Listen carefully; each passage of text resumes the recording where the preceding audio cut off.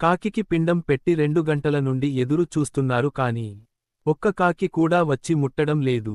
కర్మకాండకు వచ్చిన బంధువులకు కూడా విసుగు ముంచుకొస్తోంది. బంధువుల్లో ఒకరు పంతులు గారిని ఇలా అడిగారు. పంతులుగారు, ఒకవేళ కాకి ముట్టకుంటే ఎలా అని ప్రశ్నించారు. ఎప్పుడు పంతులు గారు ఇలా అన్నారు. ఇదం పిండంగృధ్ర వాయస జలచర ముఖేన ప్రేత భుజ్యతాం అని. ఒకవేళ కాకి ముట్టకుంటే నీళ్లలో కూడా వేయొచ్చు జలచరాలకు అని చెప్పారు పంతులుగారు. లేదు, కాకి వచ్చిముడుతేనే ఆత్మశాంతి కలిగినట్లు. అప్పటివరకు ఇక్కడి నుండి జరిగేదే లేదు. వేచి చూడవలసిందే ఖచ్చితంగా చెప్పింది ఒక పెద్దావిడ. ఆమె చనిపోయిన వ్యక్తి తరపున వచ్చిన ఏకైక బంధువు. అతని పెద్దమ్మ కూతురు. మిగతా బంధువులంతా చనిపోయిన వ్యక్తి కోడలు తరపు బంధువులు. ఇంకెక్కడి కాకులు? కాకులు కనిపిస్తున్నాయా అసలు? కాకులన్నీ లోకులై పుడుతేను జోక్ చేశారు వచ్చిన బంధువుల్లో ఒకరు. ఇద్దరు నవ్వారు. సమయం కాని సమయంలో జోక్ చేసిన వాళ్ల వైపు తీక్షణంగా చూసింది పెద్దావిడ. అబ్బా, ఈ ముసలాడు బతికి ఉన్నన్నినాళ్లు సాధించాడు. చచ్చిన తర్వాత కూడా సాధిస్తున్నాడు అన్నాడు కర్మకాండ చేస్తున్న వ్యక్తికి స్వయంగా పిల్లనిచ్చిన మామ. అవును అన్నట్లుగా తలూపాడు చనిపోయిన వ్యక్తి కొడుకు. తన మామ అన్న మాటలకు, ఈ మమాల్లుళ్ల ప్రవర్తనకు పెద్దావిడకి బాగా కోప్మొచ్చింది. చనిపోయిన వ్యక్తంటే ఆమెకి బాగా గౌరవం. పేదరికంలో పుట్టినా కష్టపడి పైకి వచ్చాడు. కొడుకు 10వ తరగతిలో ఉన్నప్పుడు భార్య చనిపోయినా తామెంతమంది చెప్పినా మళ్లీ పెళ్లి చేసుకోలేదు. కొడుకును హాస్టల్లో ఉంచి బాగా చదివించాడు. కొడుకు పెద్ద ఉద్యోగంలో ఉండి ఊర్లు తిరుగుతుండడం వల్ల కొడుకు వద్దకు వెళ్లకుండా ఊర్లోనే ఒక్కడే ఉండేవాడు. కొడుక్కి కూడా ఆస్తిపాస్తులు బాగానే సంపాదించి ఇచ్చాడు. 3 సంవత్సరాల క్రిందటి నుండి మంచం పట్టాడు. చేసేది లేక తండ్రిని తీసుకెళ్లి తన దగ్గరే ఉంచుకున్నాడు కొడుకు. కొడుకు తన భార్య కోరికపై తన అత్తగారి కుటుంబంతో కలిసి టూర్ వెళ్లాలనుకున్నాడు. తండ్రిని ఎక్కడ ఉంచాలనే ప్రసక్తి వచ్చింది. తిరిగి వచ్చే 10 రోజుల వరకు ఏదైనా వృద్ధాశ్రమంలో ఉంచుదామని సలహా ఇచ్చాడు సడ్డకుడు, తోడల్లుడు. లేదు, ఇలా మంచం మీదనే ఉండేవాళ్లని తీసుకోరు. అదీగాక ఇతరుల దృష్టిలో కూడా బావుండదు అంది భార్య. చివరకు అనేక చర్చల తర్వాత ముందర ప్రత్యేకంగా ఉన్న ఒక రూంకు తండ్రిని షిఫ్ట్ చేసి ఇల్లుకు తాళం వేసుకుని 10 రోజుల వరకు తండ్రిని చూడడం కోసం ఒక వ్యక్తిని కిరాయి మాట్లాడి టూర్కు బయలుదేరారు. ఎందుకు భారం అనుకున్నాడో ఏమో కాని అదే రోజు రాత్రి తెల్లరేటప్పుడు గుండెపోటుతో మరణించాడు. టూర్ వెళ్లిన అందరూ అర్ధాంతరంగా రావలసి వచ్చింది. అంత్యక్రియల కోసం స్వగ్రామం వచ్చారు. అంత్యక్రియలకు ఊరూరంతా హాజరయ్యారు. తర్వాత జరిగే కర్మకాండలో దగ్గరి బంధువులు మాత్రమే పాల్గొంటారు. బతికి ఉన్నన్నినాళ్లు ఏం కష్టపెట్టాడ్రా మీ నాన్న అడిగింది పెద్దావిడ. నీకేం తెలుసే అత్తమ్మా, 3 సంవత్సరాల నుండి ఎంత నరకం చూస్తున్నాము. ఈ 6 నెలల నుండి మరీను అన్నీ మంచం మీదే. వాటికోసం పెద్ద జీతానికి మనిషిని మాట్లాడవలసి వచ్చింది.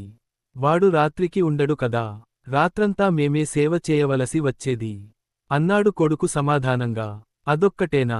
చాలా రాత్రివరకు కూడా కాళ్ళు నొక్కించుకుంటూనే ఉండేవాడు. తొందరగా వదిలిపెట్టేవాడు కాదు చెప్పాడు అతని మామ కూడా అల్లుడికి సపోర్ట్గా. ఓహో అంతేనా? నీకు చిన్నప్పుడు 2 సంవత్సరాల పాటు ఆల్బమినో గిల్బమినో ఎక్కువై రోగం పడితే నిన్ను కంటికి రెప్పలా కాపాడుకున్నాడు. అది కదా మీ నాన్న నిన్ను సాధించడమంటే. మీ అమ్మ చనిపోయిన తర్వాత బెంగతో మానసికంగా కృంగిన నీకు ఫీట్స్ వస్తుంటే సంవత్సరం పాటు నిన్ను కనిపెట్టుకుని సేవ చేస్తూనే ఉన్నాడే. అది కదా మీ నాన్న నిన్ను సాధించడమంటే. మీ అమ్మ చనిపోయిన తర్వాత మళ్లీ పెళ్లి చేసుకోరా అంటూ మేమెంత పోరినా వచ్చేదేలాంటిది వస్తుందో నా కొడుకు దిక్కులేనివాడవుతాడే అంటూ నీ కోసం తన సుఖాలన్నీ వదులుకున్నాడుగా. అది కదా మీ నాన్న నిన్ను సాధించడమంటే. నేను దరిద్రంలో పుట్టి పెరిగాను. నా కొడుక్కి అలాంటి పరిస్థితి రావద్దని తన చెమటంతా దారపోసి జాగలు, భూములు, నగా నట్రా అన్నీ జమచేసి ఇచ్చాడుగా. అది కదా మీ నాన్న నిన్ను సాధించడమంటే. నువ్వెప్పుడు బిజీగా ఉంటావు. ఫోన్ చేస్తే నీకెక్కడ ఇబ్బంది కలుగుతుందేమోనని ఫోన్ చెయ్యడానికి కూడా వెనుకాముందయ్యేవాడు. నీతో మాట్లాడుదామనుకున్న మాటలన్నీ ఒక డైరీలో రాసేవాడు. మీ నాన్నమీద ప్రేముంటే ఇంట్లో వెతికి చదువురా దాన్ని. పగలనక రాత్రనక కష్టపడి నీకోసం 30 ఏండ్లు సేవ చేసినోడికి 3 ఏండ్ల సేవ చేయడం, సాధించడం క్రిందకైంది కదూ నీకు. అయినా ఎలా తెలుస్తుందిలే మీ నాన్న విలువ. ఎప్పుడూ హాస్టల్లోనే ఉన్నాడివాయే. తండ్రి కష్టం, విలువ, బంధం చూస్తేనే కదా తెలిసేది. చూసినా తెలుసుకునే కాలం కూడా కాదిది. పెద్ద సంబంధం. సుఖపడతావని పెళ్లి చేశాడు. ఎవరో మహాకవి అన్నాట్ట. సముద్రం వద్దకు ముత్యాలేరుకుందామనే ఆశతో వెళ్ళాను. చివరకు ఆ సముద్రమే మింగివైచినది అని. అలా అయింది మీ నాన్న పరిస్థితి. ఏమయ్యా పెద్దమనిషి, నువ్వైనా చెప్పొద్దు. ఎన్నడూ కొడుకుని కష్టపెట్టనివాడు అంతసేపు కాళ్ళు ఎందుకు నొక్కిచ్చుకున్నాడో. ఈ లోకంలో అన్నిటికన్నా పెద్ద సుఖం పుత్రపరిష్వంగమేనయ్యా. పెద్ద పెద్ద గ్రంథాలు కూడా చెబుతున్నాయా విషయం. కొడుకుని కావలించుకోవడం వల్ల పొందే సుఖం ఇంకెక్కడా దొరకదయ్యా. ఆ వయస్సులో భార్య, ప్రియురాలు, ఎవరి స్పర్శ సుఖమనిపించదు. ఏ వయస్సులోనైనా సుఖాన్నిచ్చేది తన సంతానం స్పర్శనేనయ్యా. ఇది కూడా తెలియక పేద్దా చెప్పొచ్చావ్. తన చివరి వయస్సులోనైనా కొడుకుతో ప్రేమసుఖం పొందడానికేనయ్యా వాడు కాళ్ళు నొక్కించుకున్నది. నీకు వయసొస్తుంది, అప్పుడర్థమైతుందయ్యా ఇదంతా. తల్లి లేదు, తండ్రి లేడు, ప్రేమ లేదు, బంధం లేదు. కాలమా, ఎలా అయిపోతివే అంటూ వెక్కి వెక్కి ఏడవసాగింది పెద్దావిడ. అప్పుడేడ్చాడు కొడుకు. నిజంగా గుండె పగిలేలా, మనసు నిండా తండ్రి గుర్తొచ్చి, తండ్రి ప్రేమ గుర్తొచ్చి, తండ్రి చేసిన త్యాగాలు గుర్తొచ్చి, తన జీవితమంతా కళ్లముందు కదిలి పశ్చాత్తాపంతో అతన్ని చూసి కోడలు, వీయంకుడు, బంధువులు ఇలా అందరూ ఏడవసాగారు.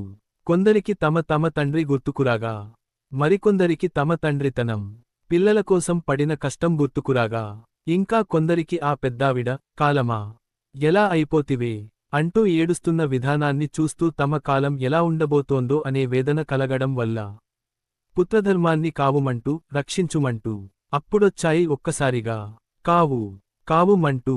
అంతవరకు ఎక్కడా లేని కాకులు. కాకిపిండాన్ని తినడానికి